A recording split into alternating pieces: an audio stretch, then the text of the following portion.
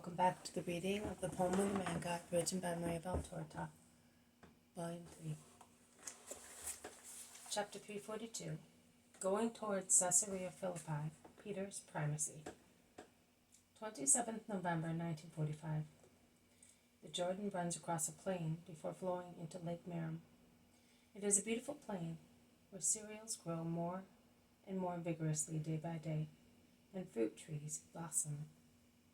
The hills beyond which Kadesh lies are now behind the pilgrims, who are walking fast at daybreak.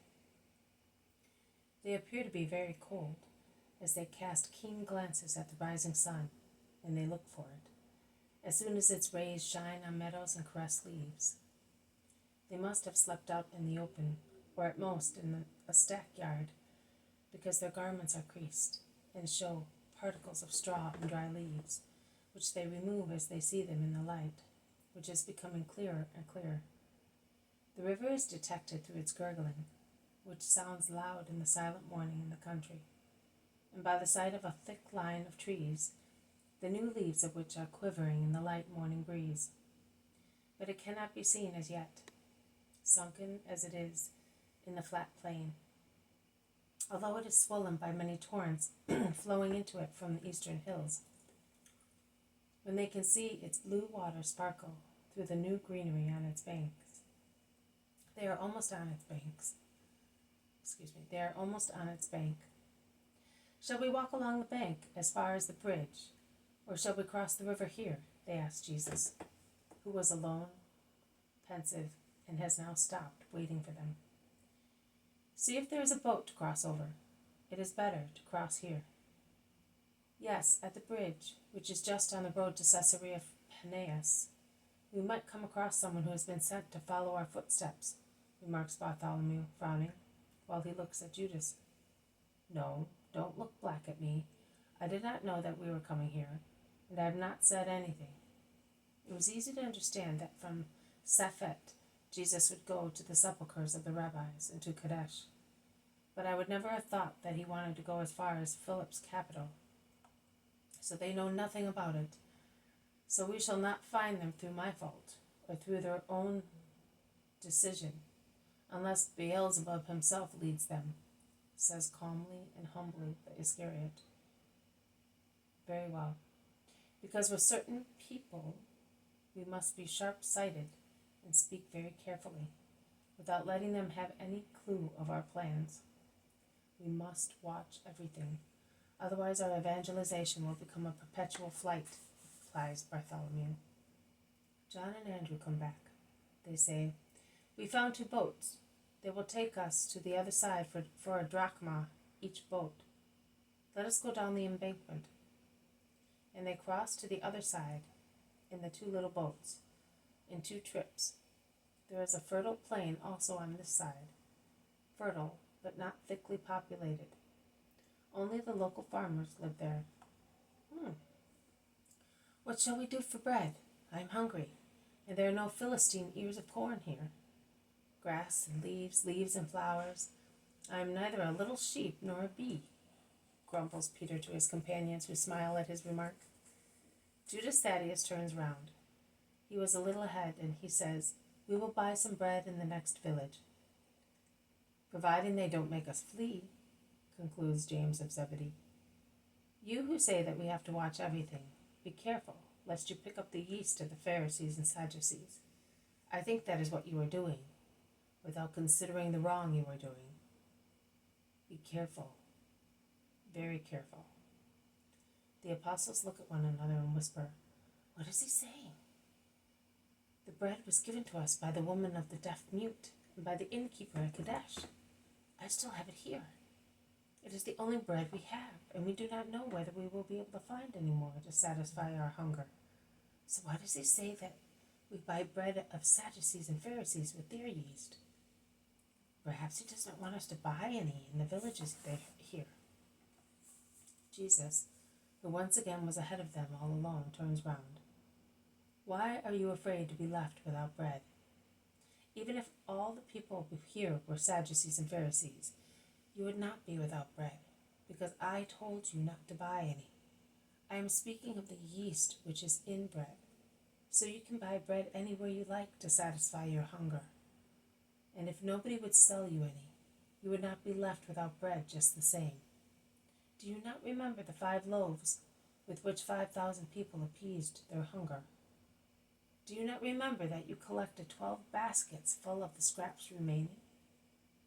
I could do for you 12 baskets. I could do for you who are 12 and have 1 loaf, what I did for 5,000 people with 5 loaves. Do you not understand to which yeast I am referring? To the yeast that rises in the hearts of Pharisees and Sadducees and doctors against me. It is hatred. It is heresy. You are now going towards hatred, as if part of the Pharisaical yeast had entered your hearts. Not even your enemy is to be hated. Not even a very small inlet is to be opened to anything that is not God. After the first element, others opposed to God would enter. Sometimes one perishes or is defeated because one wants to fight enemies with equal weapons. And once you have been defeated, you could by contact absorb their doctrine. Be charitable and reserved. You are not yet in a position to oppose such doctrines without being infected, because you have some of their elements as well, and hatred is one of them. I would also warn you that they may change method in order to entice you and take you away from me by being extremely polite, showing that they are repentant and anxious to make peace. You must not avoid them, but when they try to imbue you with their doctrines, you must reject them. That is the yeast to which I was referring, animosity, which is against love, and false doctrines. I say to you, be prudent.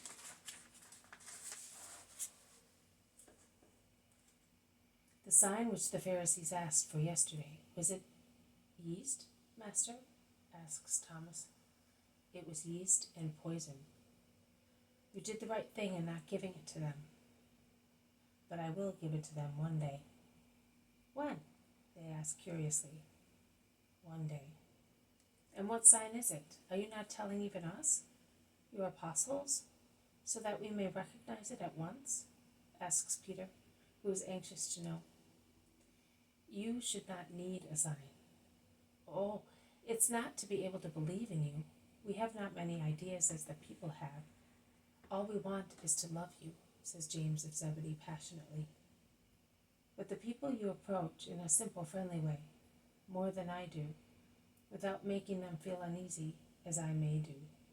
Who do they say that I am? And who do they say the Son of Man is? Some say that you are Jesus, that is the Christ, and they are the best. Some say that you are a prophet, some only a rabbi. Others, and you know, say that you are mad and possessed. But some call you by the same name that you use, and they say, Son of Man. And some say that it is not possible, because the Son of Man is a different thing. But that is not always a denial, because in actual fact they acknowledge that you are more than the Son of Man. You are the Son of God. Others instead say that you are not even the Son of Man, but a poor man agitated by Satan, or deranged by madness. You can thus see that there are many different opinions, says Bartholomew. What is the Son of Man, therefore, according to the people? He is a man in whom there are all the most beautiful virtues of men, a man gifted with all the requisites of intelligence, wisdom, grace, which we think were in Adam, to which some add the gift of not having to die. You know that there is already a rumor that John the Baptist is not dead. They say that he was only carried elsewhere by angels, and that Herod, and above all Herodias, to prevent people from saying that they had been defeated by God, killed a servant, had him beheaded, and then showed his mutilated body, saying it was the corpse of the Baptist. People say so many things. So many think that the Son of Man is either Jeremiah or Elijah or one of the prophets or the Baptist, who was gifted with grace and wisdom and said that he was the precursor of the Christ. the anointed of God, the Son of Man, a great man, born of man. Some cannot admit, or do not want to admit, that God has sent his Son to the earth. You said so yesterday. Only those will believe who are convinced of the infinite goodness of God. Israel believes more in God's severity than in his goodness, says Bartholomew again. Yes. They feel so undeserving that they consider it impossible that God has been so good as to send his word to save them. The degraded state of their soul is a hindrance to their believing that, confirms the zealot. And he adds, you say that you are the Son of God and of man. In fact, in you there is all grace and wisdom as man. And I really think that he who was born of Adam in the state of grace would have been like you, in beauty and intelligence and all virtues. The power of God shines in you. But who can believe that among those who consider themselves gods and judge God by their standards in their infinite pride, cruel, hateful, greedy, impure as they are? They cannot possibly think that God has gone to such an extreme of kindness as to give himself to redeem them, his love to save them, his generosity to be at their mercy, his purity to sacrifice his love among men. Since they are so inflexible and captious and looking for faults and punishing them, they cannot believe that. And who do you say that I am? Tell me your own personal opinion, without taking into account my words or the words of other people.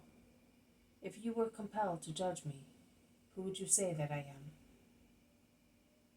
You are the Christ, the Son of the living God, exclaims Peter, kneeling down with his arms stretched upwards towards Jesus, who looks at him with his face bright with love, and who bends to raise and embrace him, saying, Simon, son of Jonah, you are a happy man, because it was not the flesh and blood that revealed this to you, but my Father in heaven. Since the first day you came with me, you have been asking yourself that question. And because you are simple and honest, you have been able to understand and accept the reply that came to you from heaven. You did not see supernatural manifestations as your brother John and James did. You did not know my holiness as son, workman, citizen, as my brothers Judas and James did. You did not receive any miracle, neither did you see me work any. I showed no sign of power to you, as I did with Philip, Nathanael, Simon Canaanian, Thomas, and Judas, who saw them.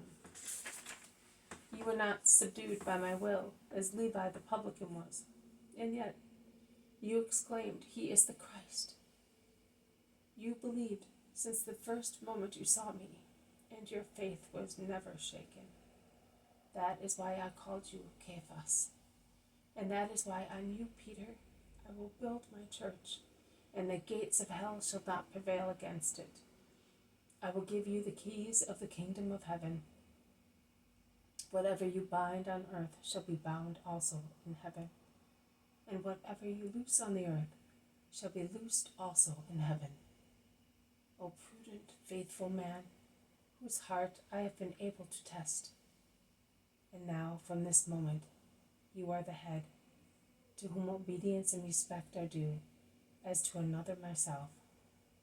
And I proclaim him such before all of you. If Jesus had crushed Peter under a hailstorm of reproaches, Peter would not have wept so copiously.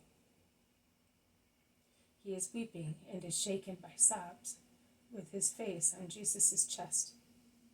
His weeping can be compared only to the tears he will shed in his grief for denying Jesus. He now weeps for many good, humble feelings. A little of the old Simon, the fisherman of Bethsaida, who had laughed incredulously and facetiously at his brother's first announcement, saying, Of course, the Messiah would appear just to you. A good little of the old Simon crumbles under those tears, and from his vanishing, frail human nature, Peter appears more and more clearly, the pontiff of the Church of Christ.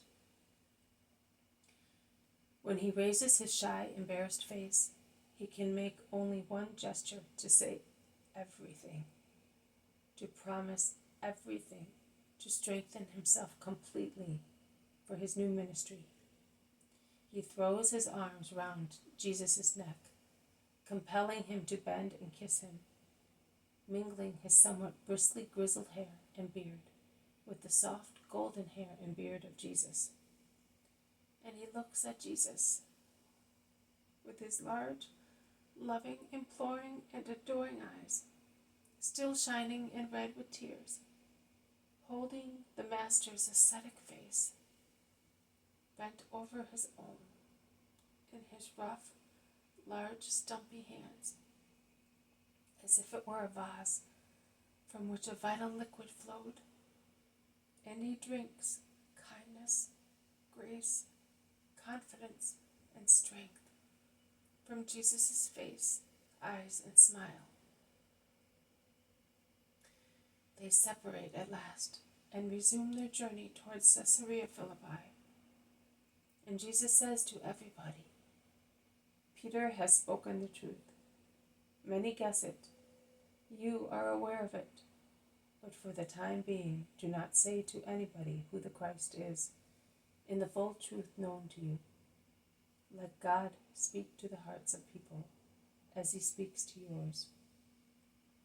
I solemnly tell you that those who add perfect faith and perfect love to my statements or yours will learn the true meaning of the words, Jesus the Christ, the Word, the Son of Man and of God.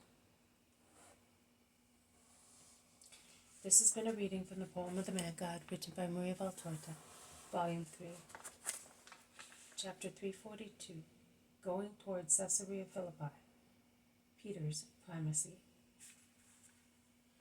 Thank you for listening. I will see you tomorrow. May God bless you, and may peace be with you.